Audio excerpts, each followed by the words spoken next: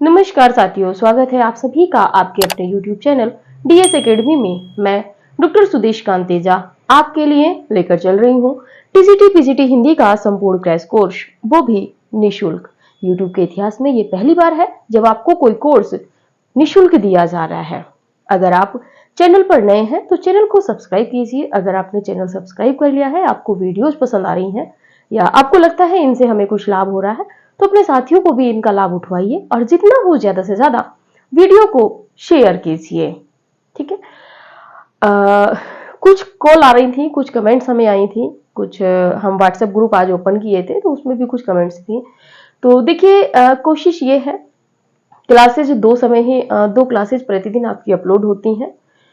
उसमें एक का समय 11 के आसपास है, 11 से 12 के बीच में, और दूसरी का जो है वो इवनिंग में होती है। आप समय से क्लास देखेंगे तो अच्छा रहेगा, आपके जैसे ही कमेंट आएंगी। ठीक है। आज जो लोग उससे नहीं जुड़ पाए हैं अभी व्हाट्सएप ग्रुप से, वो व्हाट्सएप ग्रुप से जुड़ जाइए। किसी की अगर ये शिकायत है कि कोई नंबर देख के हमें कॉल कर सकता है, तो इस चीज से आप थोड़ा निश्चिंत रहिएगा। आप भावी शिक्षक हैं और भावी शिक्षक इन दायित्वों में ये मतलब इस तरह की गंदी हरकतें नहीं करेंगे, इतना हमें विश्वास है। दूसरी बात, एक कमेंट आया था आपके रामानंद वाली, जो इससे पहले वीडियो हमने देखी थी उसमें। वो कमेंट उस जगह सही था क्योंकि हम पढ़ा रहे थे और दो क्लास पढ़ाने में कई बार क्या होता है कि मस्तिष्क जो है वो स्लिप हो जाता है, तथ्य कहीं ना कहीं थोड़ा सा छूट जाता है या दूसरे रूप में चला जाता है। हम बोलना तो वही चाह रहे थे लेकिन मुख से दूसरा उच्चारण हो गया। जैसे कि हमने बताया था, हजारी प्रसाद द्विवेदी जी ने रामानंद को आकाश धर्मा गुरु कहा है। ठीक है, ये कथन सही है, कई बार प्रश्न बना है। इसी के साथ में हम बताना चाह रहे थे कि जो दूसरी परंपरा की खोज आलोचनात्मक पुस्तक है डॉक्टर नामवर सिंह की, उस पुस्तक में डॉक्टर नामवर सिंह ने हजारी प्रसाद द्विवेदी जी को आकाश धर्मा गुरु कहा है, लेकिन वो गलती से डॉक्टर रामानंद निकल गया था। तो डॉक्टर रामानंद तो अभी कोई आलोचना के क्षेत्र में हुए ही नहीं है, जहां तक मेरा मानना है। कोई नवीन शोधार्थी के रूप में आ गया हो तो मैं नहीं कह सकती। तो ये तथ्य था। दूसरी परंपरा की खोज जो पुस्तक है वो आपके डॉक्टर नामवर सिंह की है, और उसी पुस्तक में, क्योंकि जो नामवर सिंह थे, बता दे थोड़ा सा तथ्य, जो डॉक्टर नामवर सिंह थे वो हजारी प्रसाद द्विवेदी की शिष्य परंपरा में आते हैं। तो नामवर सिंह ने हजारी प्रसाद द्विवेदी को आकाश धर्मा गुरु कहा है, और हजारी प्रसाद द्विवेदी ने किसे कहा है, वो उन्होंने रामानंद जी को कहा। एक मिनट थोड़ा सा बता दे, आप यहां पे ध्यान रखेंगे। हजारी प्रसाद द्विवेदी, हजारी प्रसाद द्विवेदी जी ने कहा है रामानंद को आकाश धर्मा। ठीक है। और यहीं पर डॉक्टर नामवर सिंह ने हजारी प्रसाद द्विवेदी को आकाश धर्मा गुरु कहा है। ठीक है। और जो डॉक्टर नामवर सिंह की पुस्तक है वो है दूसरी परंपरा की खोज, और ये जो किताब आधारित है, ये भी कई बार प्रश्न बन जाता है। देखिए, हम तथ्यों में से ही तथ्य निकाल देते हैं, प्रश्न में से ही प्रश्न निकाल देते हैं। दूसरी परंपरा की खोज में नामवर सिंह ने किसका वर्णन किया है, तो इसमें जो वर्णन है हजारी प्रसाद द्विवेदी जी का है, यानी कि दूसरी परंपरा की जो खोज है वो हजारी प्रसाद द्विवेदी पर आधारित है। इस तरह के तथ्य हम आगे चल के भी देखेंगे। तो ये डाउट था, डाउट भी नहीं था, क्लियर था, बस थोड़ा सा डॉक्टर नामवर सिंह की जगह हमसे जो उच्चारण हो गया था उसके लिए क्षमा प्रार्थी है, वो डॉक्टर रामानंद हो गया था डॉक्टर नामवर सिंह की जगह। तो मुझे लग रहा है अब क्लियर हो गया होगा। तो ये तथ्य आप ध्यान रखिए। इसीलिए बार बार हम सबसे कहते हैं कि आप एक क्लास जो हम शुरू से दे रहे हैं, क्लास संख्या 1 से, आप उसको आप शुरू से क्लास देखिए। अगर हमारे चैनल पर नए भी आए हैं तो भी आप शुरू से क्लास देखिए। क्या होता है कि कोई तथ्य छूट जाता है या कोई तथ्य हम बोल सही रहे होते हैं, लिख गलत देते हैं, तो इस तरह की जो समस्याएं कभी कभी हो जाती हैं। देखिए, हम भी व्यक्ति हैं, इंसान ही हैं, और गलतियां होना इंसान से स्वाभाविक है। ठीक है। तो ये था आपका। इसीलिए कहते हैं कि आप शुरू से सारी क्लासेस देखते हुए चलिए, क्लास संख्या 1 से, क्योंकि जब हम आपको विधिवत रूप से सारी क्लासेस दे रहे हैं तो आप देखते हुए चलिएगा। अगर आप नोट्स बना सकते हैं तो बहुत अच्छी बात है। और जितनी भी महत्वपूर्ण किताबें हैं उनका संकलन हम लेके चल रहे हैं। तो चलिए बात करते हैं। आज हम पढ़ेंगे हिंदी में जो भक्ति काल पढ़ रहे थे, भक्ति काल में भी हम पढ़ रहे थे निर्गुण काव्यधारा में। निर्गुण काव्यधारा के अंतर्गत हम देख रहे थे ज्ञानाश्रय शाखा या संत काव्यधारा। इसमें हम आज देखेंगे आपके जो प्रतिष्ठित कवि हैं, जिनको प्रवर्तक माना गया है, कबीरदास जी को। ठीक है, कबीरदास का जो समय है 1398 से 1518 माना जाता है। 1398 से 1518 जो समय माना गया है ये कबीरदास जी का माना गया है और ये समय इनका सर्वमान्य है। इसके बाद के समय आपको डॉक्टर नगेंद्र में, डॉक्टर बच्चन सिंह में भरपूर मिल जाएंगे, लेकिन वहां से मतलब नहीं रहेगा। तो जो महत्वपूर्ण समय है वो यही है 1398 से 1518। बात कर लेते हैं समय की। समय में जन्म जो है इनका 1398 में कहां हुआ था? काशी में। इसमें भी विवाद है, कुछ लोग मगहर में मानते हैं इनका जन्म, कुछ लोग काशी में मानते हैं। तो ये भी देखेंगे किसने कहा माना है। और निधन जो इनका हुआ था 1518 ईस्वी में, कहां हुआ था? मगहर। और मगहर जो है ये वर्तमान में बस्ती जिले में पड़ता है। दोनों ही स्थान जो है उत्तर प्रदेश में है। बात कर लेते हैं समय के रूप में। समय एक्चुअली क्या है, हमारा लिखाने का यहाँ पे इनका उद्देश्य कुछ भी नहीं था, लेकिन क्या होता है कि परीक्षा का जो स्तर है वो कठिन होता चला जा रहा है। अब जहां प्रामाणिक पुस्तकों में ये तथ्य मिलते हैं तो उनको छोड़ने का कोई विकल्प हमारे पास नहीं रहता कि हम उनको छोड़ दें तथ्यों को। अब ये जो तथ्य है डॉक्टर नगेंद्र जी ने जब इनको माना है तो हमें भी इनको एक बार देखना होगा, हो सकता है कभी वहां से प्रश्न बन भी जाए। बात कर लेते हैं फर्कुहर। फर्कुहर ने जो कबीरदास का समय माना है 1400 से 1518 ईस्वी माना है। हंटर ने जो समय माना है कबीरदास का वो माना है 1300 से 1420 ईस्वी। 1300 से 1420 ईस्वी हंटर ने माना है। और मेकालिफ ने जो समय माना है 1398 से 1518 ईस्वी माना है, यानी कि इन्होंने वही समय माना है जो बाकी के जो सर्वमान्य है। बात करते हैं आगे बेसकट, स्मिथ और भंडारकर। बेसकट, स्मिथ और भंडारकर ने जो कबीर का समय माना है 1440 से 1518 ईस्वी माना है। तो ये समय है, इसको एक बार आप पढ़े रहिएगा। प्रामाणिकता 1398 से 1518 महत्वपूर्ण है। बात कर लेते हैं इनके जन्म स्थान की। इनका जो जन्म स्थान है काशी। काशी में जो जन्म स्थान माना है उन आलोचकों में आप बात करेंगे तो पहले है रामचंद्र शुक्ल जी, सर्वमान्य है। दूसरे श्याम सुंदर दास, डॉक्टर परशुराम चतुर्वेदी, प्रभाकर माचवे और कबीरदास स्वयं। ठीक है, कबीरदास स्वयं ने भी माना है। किसमें? क्योंकि इनका एक पद मिला है और पद में लिखा है इन्होंने कि काशी में हम प्रकट भये रामानंद चेताए। कबीरदास खुद कहते हैं कि काशी में हम प्रकट भये, यानी कि काशी में हम उत्पन्न हुए हैं, प्रकट हुए हैं, हमारा जन्म हुआ है और रामानंद प्रकट भये रामानंद चेताए, और रामानंद ने हमें चेताया है, यानी कि हमें शिक्षा दी है। ठीक है, तो ये है। बात कर लेते हैं आगे मगहर में। यहां पे देखिए आपको ध्यान किसको रखना है, शुक्ल जी का आप मान लोगे, डॉक्टर परशुराम चतुर्वेदी और प्रभाकर माचवे, इन दोनों को आपको ध्यान रखना है, क्योंकि नवीन तथ्य जो एक्सपर्ट अब प्रश्न बनाने लगे हैं वो नवीन तथ्यों से प्रश्न बनाते हैं। इसीलिए जो प्रामाणिक है शुक्ल जी, तो शुक्ल जी ने तो सीधा सीधा काशी में माना है, मगहर में निधन माना है। तो लेकिन इन दोनों तथ्यों को आप ज्यादा ध्यान रखिएगा। ठीक है, आगे बात कर लेते हैं मगहर में। मगहर में जो जन्म स्थान मानने वालों में है वो 3-4 आलोचक हैं। एक है डॉक्टर राम कुमार वर्मा। डॉक्टर राम कुमार वर्मा जी ने भी इनका जो जन्म स्थान माना है, कहां माना है? मगहर में। डॉक्टर गोविंद चंद्र तिरगुड़ायत और पीताम्बर दत्त बड़थवाल, डॉक्टर पीताम्बर दत्त बड़थवाल इन्होंने भी, और एक है प्रोफेसर सतनाम, ये जो सतनाम है इन्होंने भी जो कबीरदास का जन्म स्थान माना है वो मगहर माना है। ठीक है, तो या तो इन दोनों से प्रश्न बन सकता है कि कबीर का जन्म स्थान काशी है किसके अनुसार। ठीक है, तो ये है आपके दोनों विकल्प। प्रभाकर माचवे इसलिए महत्वपूर्ण हो जाते हैं क्योंकि ये गद्य खंड में इनका ज्यादा काम है और यहाँ पे मगहर में है, मगहर से भी प्रश्न बनने की संभावना है। चलिए आगे बात करते हैं इनके जन्म के और निधन के संबंध में। कुछ पद हैं, उन पदों के अनुसार ही सभी लोग लगाते हैं कि इनका जन्म, जो अनुमान लगाते हैं कि जन्म इस समय हुआ है और निधन इस समय हुआ है। जन्म की बात कर ले तो जन्म में पद आता है संबत 1455 साल भय, चंद्र बार इक ठाठ भय, जेठ सुदी वर्षायत को पूर्णमासी प्रकट भय। यानी कि संबत 1455, संबत में अगर हम निकालेंगे तो 1455 साल गए, यानी कि 1455 जो है वर्ष है।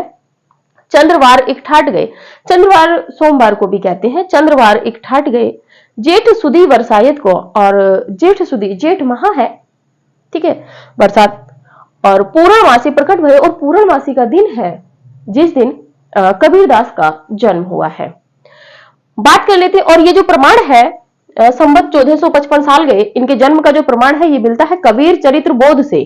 और कबीर चरित्र बोध का जो संपादन कराया है कबीरदास की, ये कराया है श्याम सुंदर दास जी ने, बाबू श्याम सुंदर दास जी ने। किससे कराया है? जब ये संपादक थे नागरी प्रचारणी सभा काशी के, और इन्होंने नागरी प्रचारणी सभा काशी से ही इसका संपादन कराया है। बात कर लेते हैं अगला कथन, अगला जो पद है ये इनके निधन से संबंधित है। निधन के विषय में है कि संबत 1575 कियो मगहर को गोन, संबत 1575 कियो मगहर को गोन, यानी कि ये मगहर चले गए थे 1575 में। उसके बाद में माघ सुदी एकादशी, माघ महीना है, एकादशी है, रलियो पौन में पौन, और ये जो है पूरे के पूरे जो है मतलब एक तरीके से पंच तत्व में विलीन हो गए हैं, ठीक है। इनके एक निधन के संबंध में एक कथन आता था, आपने भी ये कथा सुनी होगी जब हम 9th 10th इंटर में होते हैं, कि जब इनका निधन होता है तो हिंदू और मुसलमानों में एक विवाद छिड़ जाता है। हिंदू कहते हैं कि कबीर हमारे हैं, मुस्लिम कहते हैं कि कबीर हमारे हैं। उसी के साथ में माना यह जाता है कि बाद में कबीर का जो है, जो पार्थिव शरीर होता है वो ढका हुआ रहता है, और अंतिम में जब दोनों में विवाद चलता हुआ होता है और जब उसको कफन को उठाया जाता है तो पता चलता है कि वहां पे कबीर है ही नहीं, कबीर का जो पार्थिव शरीर है वो नहीं बचता है, और वहां पर फूल रहते हैं, जिनको आधे फूल हिंदू ले लेते हैं और आधे जो फूल है वो मुसलमान ले लेते हैं। अगर बात करें तो एक है वीर सिंह बघेल और दूसरे हैं बिजली खां। बिजली खां और वीर सिंह बघेल, इन दोनों में ये विवाद छिड़ता है। तो बहुत ज्यादा हमें जाना नहीं है वीर सिंह बघेल और बिजली खां से हमें कोई मतलब नहीं है। हाँ, कभी प्रश्न बन सकता है कि किस किस में विवाद हुआ था, तो आप नोट करना चाहे कर सकते हैं। आगे बात कर लेते हैं कि कबीर शब्द अरबी भाषा का है। प्रश्न बन सकता है कि कबीर जो है किस भाषा का शब्द है, तो अरबी भाषा का शब्द है, जिसका अर्थ होता है महान या श्रेष्ठ। तो जैसा इनका नाम था, कहते हैं ना कि तथा यथा नाम तथा गुण, तो जैसा इनका नाम था श्रेष्ठ या महान, वैसा ही इन्होंने काम भी किया था, ठीक है। आगे बात करते हैं आईने अकबरी।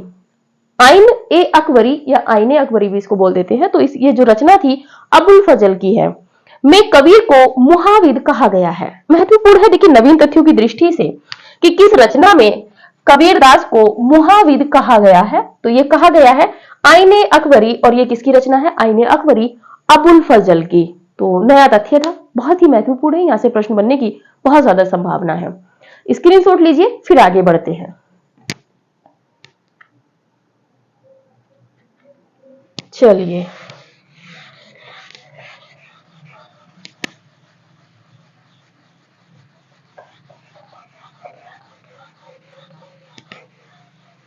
कबीरदास के जो आलोचकों ने जो कबीरदास के विषय में कथन कहे हैं, वो कथन हम पीडीएफ के माध्यम से व्हाट्सएप ग्रुप में देंगे, क्योंकि लिखाने में बहुत ज्यादा समय जाएगा और इतना औचित्य भी नहीं है। हमें समय से पहले सिलेबस कवर कराना है। झारखंड वाले बच्चे भी साथ में जुड़े हुए हैं, ठीक है।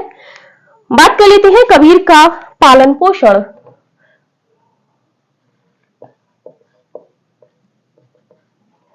कबीर का पालन पोषण नीरू और नीमा, नीरू, नीरू का नाम अली भी था, नीरू को अली भी कहा गया है। नीरू और नीमा, नीमा नामक दंपत्ति ने किया था। इनका जो लालन पालन किया था, यानी इनके जो माता पिता माने जाते हैं वो नीरू और नीमा माने जाते हैं। आप अपने तरीके से जैसा आप नोट करना चाहें आप ऐसा कीजिए। कबीर के परिवार में यानी कि ये कितने सदस्य थे? परिवार में पत्नी लोई, पुत्र कमाल व पुत्री कमाली थी। वह पुत्री कमाली थी।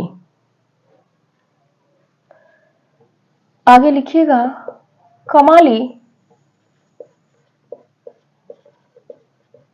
कृष्ण भक्त थी। जो कमाली थी इनकी पुत्री वो कृष्ण भक्त थी।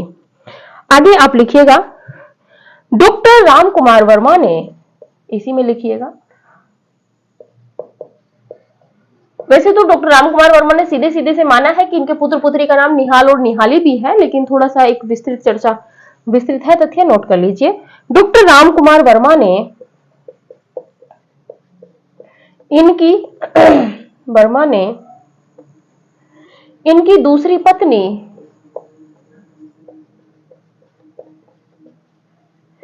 दूसरी पत्नी का उल्लेख किया है। दूसरी पत्नी का उल्लेख किया है जिसका नाम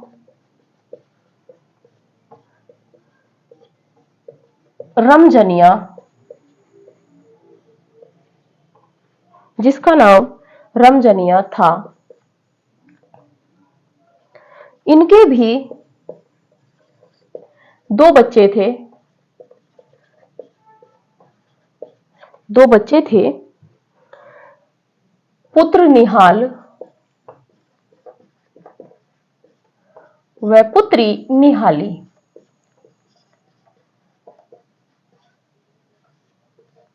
ठीक है, आगे देखते हैं। कबीर के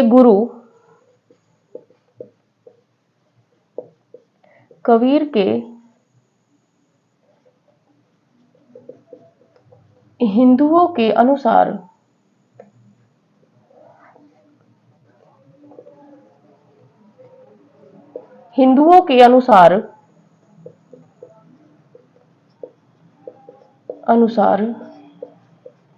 कबीर के गुरु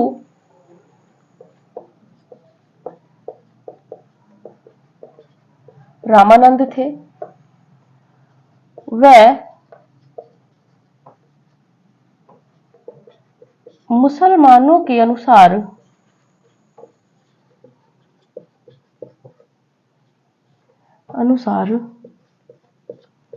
कबीर के गुरु शेख तकी थे।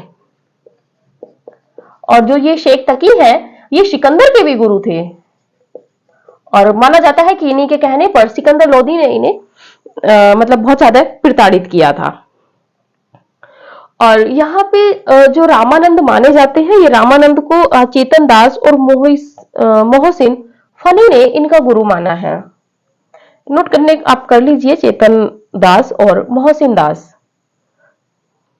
बात कर लेते हैं कबीर दिल्ली के सुल्तान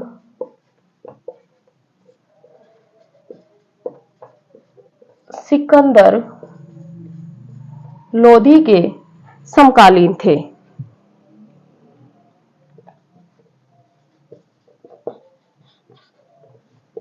सिकंदर लोधी के समकालीन थे। सिकंदर लोधी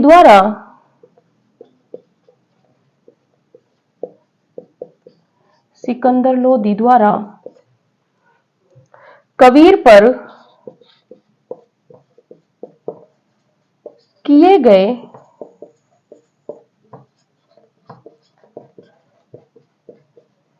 अत्याचारों का उल्लेख या विवरण, कुछ भी कह सकते हैं, अनंतदास की रचना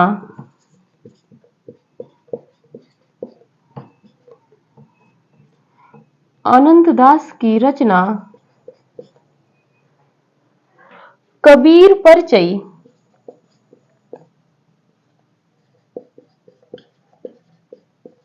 कबीर परिचय में मिलता है।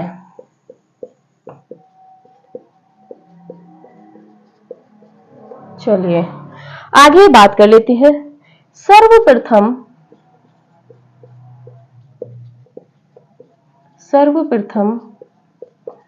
कबीर की बानियों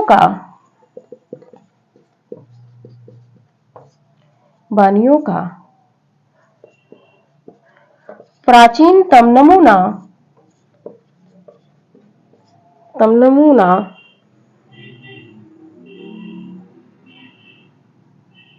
सिख धर्म ग्रंथ गुरु ग्रंथ साहिब में मिलता है।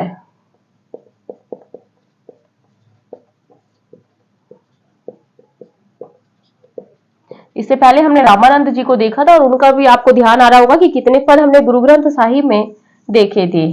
ध्यान आ रहा होगा आपको कि हमने रामानंद जी के भी 2 पदों का वर्णन किया था। इनके भी 2 पद गुरु ग्रंथ साहिब में मिलते हैं। कबीर के उत्तराधिकारी पुत्र कमाल व शिष्य धर्मदास थे। ठीक है, एक और देख लेते हैं। श्याम सुंदर दास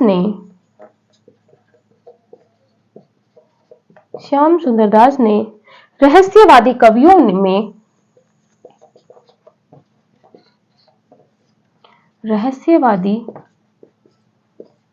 कवियों में कबीर को प्रथम स्थान पर रखा है। कबीर को प्रथम स्थान पर रखा है। ठीक है, चलिए बात कर लेते हैं। यहाँ पे हम कबीरदास की चर्चा कर रहे थे, जन्म स्थान और बाकी से रूबरू होके हम आगे आए हैं। बात करते हैं कबीर का पालन पोषण, यानी कि इनके जो माता पिता माने गए हैं वो कौन माने गए हैं? नीरू, इनको अली भी कहा गया है, और नीवा नामक दंपत्ति ने किया था। कबीर का जो लालन पालन किया था वो नीरू और नीमा ने किया था। और इनकी जो जाति थी, जाति जुलाहा थे। ठीक है, बात कर लेते हैं कबीर के परिवार में। कबीर का जो परिवार था उसमें कौन कौन थे? तो पत्नी का नाम क्या था? लोई। लोना लोई दोनों मिलेंगे आपको अभी आगे। लोई जो है वो कबीर की पत्नी का नाम है। पुत्र कमाल, ठीक है, और पुत्री कमाली, ये जो थे कबीर के पत्नी और 2 बच्चे, पुत्र और पुत्री मिले हैं। कमाली जो थी वो कौन थी? वो कृष्ण भक्त थी, यानी कि पिता संत निर्गुण थे और जो पुत्री थी वो सगुण भक्त थी। ये निर्गुण भक्त थे और जो पुत्री थी कबीर की वो सगुण भक्त थी। ठीक है, आगे बात कर लेते हैं। डॉक्टर रामकुमार वर्मा ने इनकी दूसरी पत्नी का उल्लेख किया है। रामकुमार वर्मा है, हम कहते हैं कि शोध होते रहते हैं तो चीजें निकलती रहती हैं। दूसरी पत्नी का उल्लेख किया है और जिसका नाम रमजनिया बताया गया है। डॉक्टर रामकुमार वर्मा के अनुसार कबीर की पत्नी का नाम क्या है?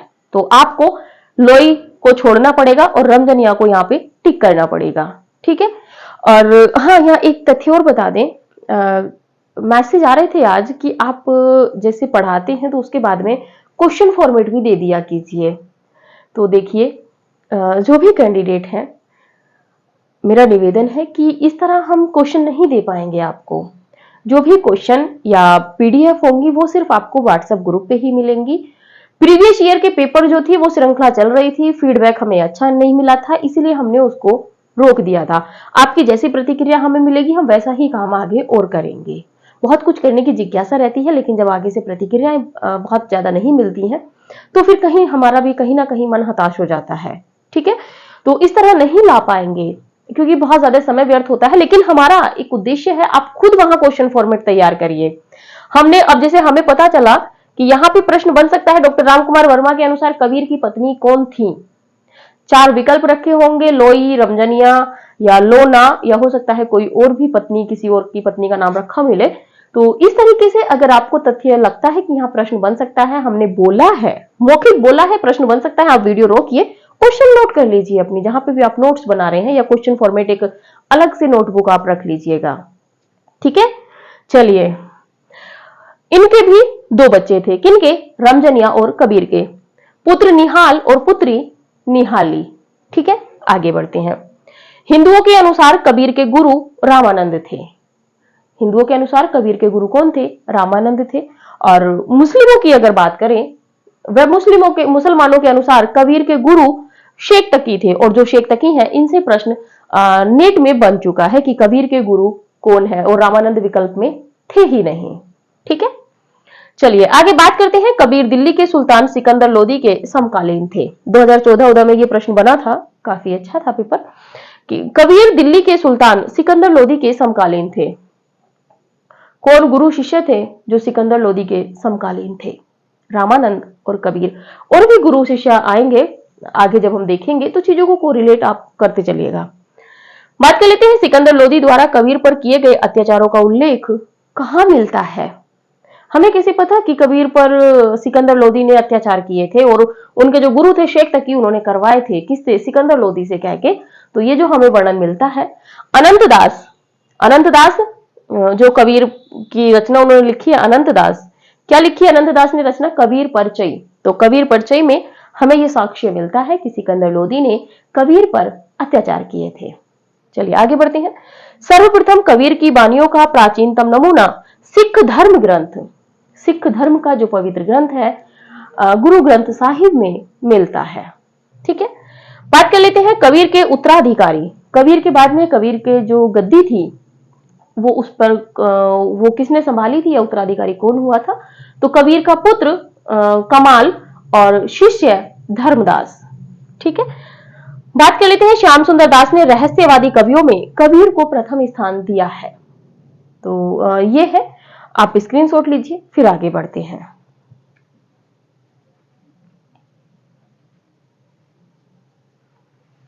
चलिए,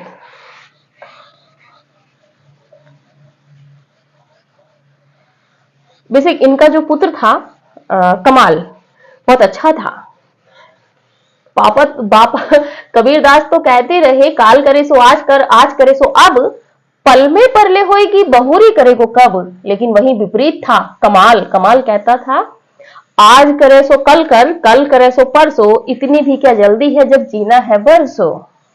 तो विपरीत है भाई, क्या कर सकते हैं, दोनों पिता पुत्र। चलिए, कहते हैं कि बेटा आगे का ही आता है, और वही यहाँ पे था भी। कबीर खुद परेशान थे अपने इस पुत्र से। चलिए बात कर लेते हैं कबीर की भाषा पर।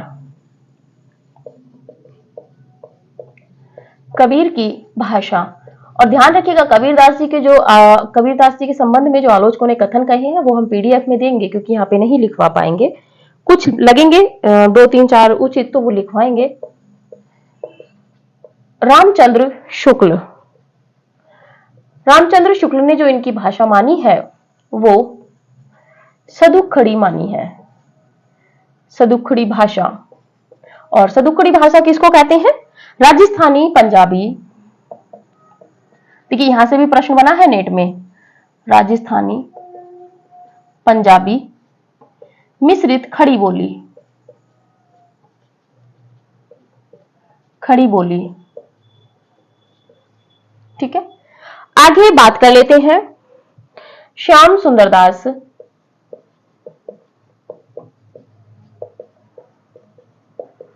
श्याम सुंदर दास, सुनीति कुमार चटर्जी, एक ही जगह लिख रहे हैं, सुनीति कुमार चटर्जी। सुनीति कुमार चटर्जी के बाद में है डॉक्टर माता प्रसाद गुप्त, डॉक्टर माता प्रसाद गुप्त। माता प्रसाद गुप्त जी के बाद में है डॉक्टर राम कुमार वर्मा,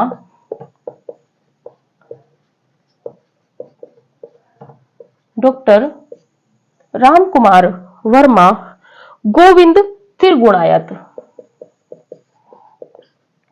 गोविंद त्रिगुणायत, इन्होंने जो भाषा मानी है कबीरदास की, वो मानी है पंचमेल खिचड़ी। वैसे तो श्याम सुंदर दास जी का ही नाम बहुत आता है, क्योंकि पंचमेल खिचड़ी का मतलब है जब आप बहुत ज्यादा उसमें चीजें डाल देते हैं तो वो पंचमेल की हो जाती है और स्वादिष्ट भी लगती है।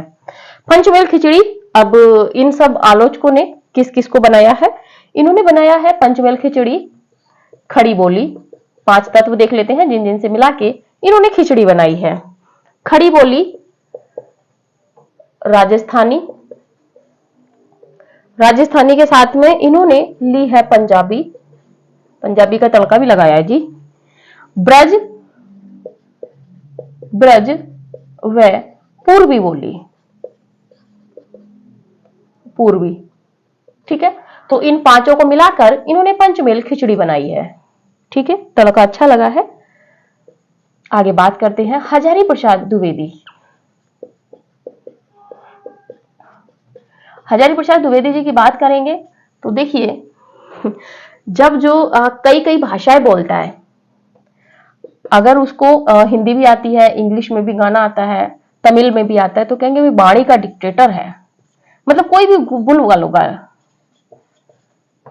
कोई भी भाषा बुलवा लो, एक्सपर्ट है, डिक्टेटर है। तो हजारी प्रसाद द्विवेदी ने कहा है डिक्टेटर। आगे बात कर लेते हैं बाबूराम सक्सेना। देखिए, बहुत मेहनत हम करते हैं लेकिन प्रतिक्रिया हमें कम मिलती है। बाबूराम सक्सेना ने कबीर को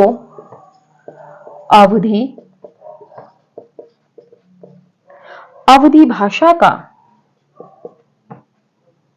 प्रथम संत कवि कहा है। जितना हो शेयर कीजिए, दबा दबा के स्टेटस लगाइए व्हाट्सएप पे। वासुदेव, डॉक्टर वासुदेव सिंह के अनुसार, डॉक्टर वासुदेव सिंह के अनुसार भाषा की दृष्टि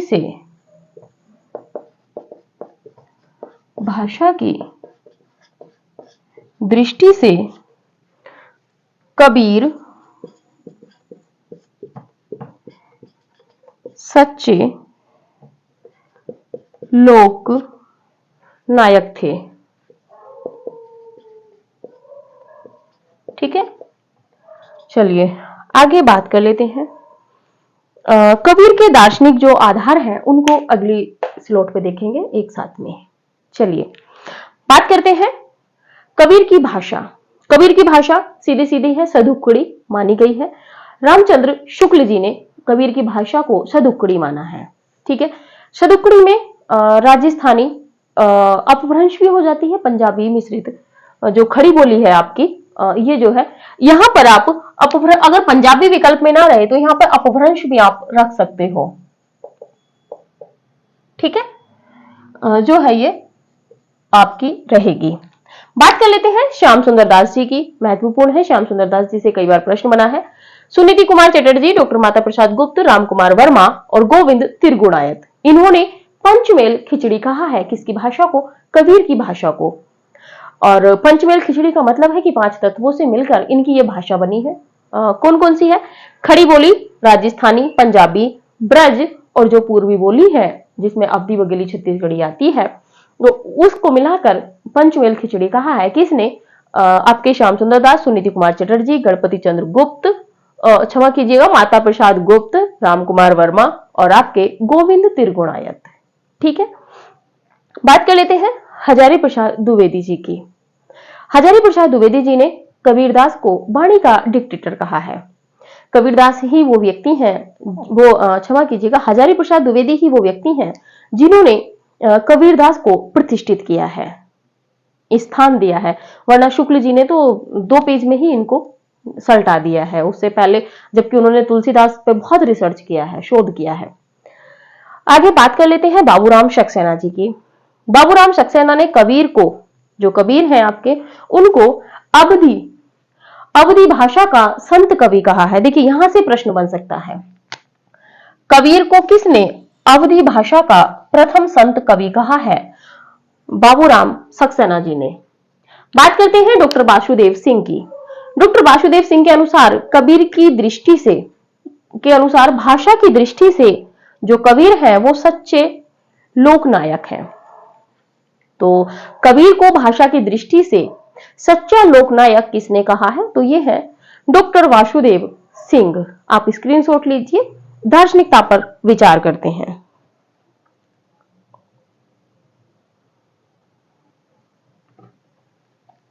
चलिए,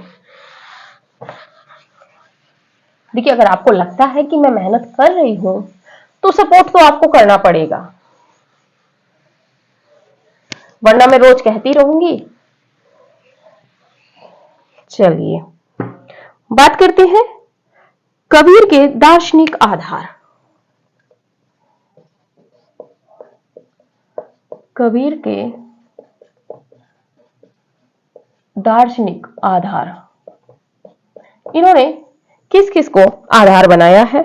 माया और अद्वैतवाद कहां से लिया है इन्होंने?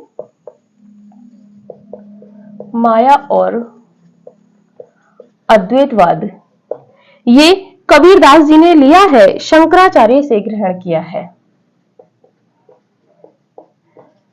यहां से प्रश्न बनेगा, शंकराचार्य से ग्रहण किया है। ठीक है, आगे देखते हैं। प्रेमवाद व भावात्मक रहस्यवाद, प्रेमवाद व भावात्मक रहस्यवाद ये इन्होंने लिया है सूफी कवियों से। सूफी कवियों से ग्रहण किया है। यहां पर इस्लाम भी हो तो भी चल जाएगा। ठीक है, शब्दों में फेरबदल हो जाता है। एक्सपर्ट आपको सीधे सीधे प्रश्न नहीं रखेगा, थोड़ा सा तो वो आपको घुमाएगा। आपको शिक्षक जो बनाना है आप उसको। अहिंसा व प्रपत्तिवाद, अहिंसा व प्रपत्तिवाद कहां से लिया है? ये लिया है इन्होंने वैष्णवों से ग्रहण किया है।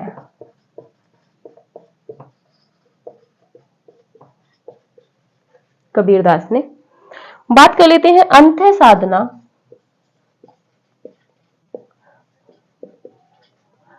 अंत्य साधनात्मक रहस्यवाद, हठ योग, नाथों का जो था हठ योग, सामाजिक सामाजिक आडंबरों का विरोध, सामाजिक आडंबरों का विरोध। और ये जो इन्होंने करना सीखा था, ये इन्होंने सिद्ध व नाथ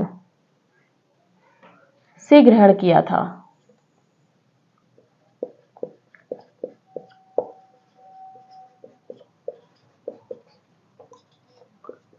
बात कर लेते हैं एकेश्वरवाद की। एकेश्वरवाद इन्होंने ये भी इस्लाम से लिया है। उनमें सिर्फ एक ही है इस्लाम, यानी कि पैगंबर इस्लामों ने एक ही लिया है एकेश्वरवाद, तो इस्लाम से ग्रहण किया है।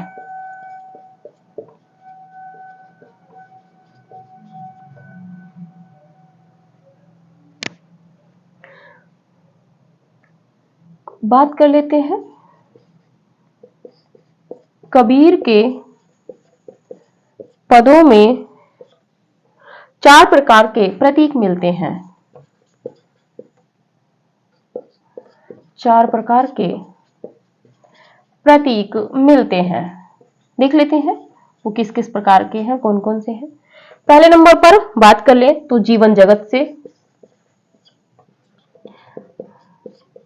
जीवन जगत से जो इन्हें प्रतीक मिलते हैं वो मिलते हैं बुनकर, कुम्हार,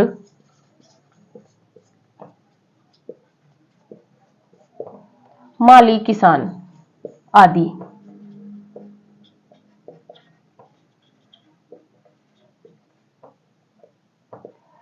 दूसरे नंबर पर इन्हें मिलते हैं हस्तकला, हस्तकला उद्योग से। इसमें आपको देखने को मिलेगा ताना बाना, सूत चरखा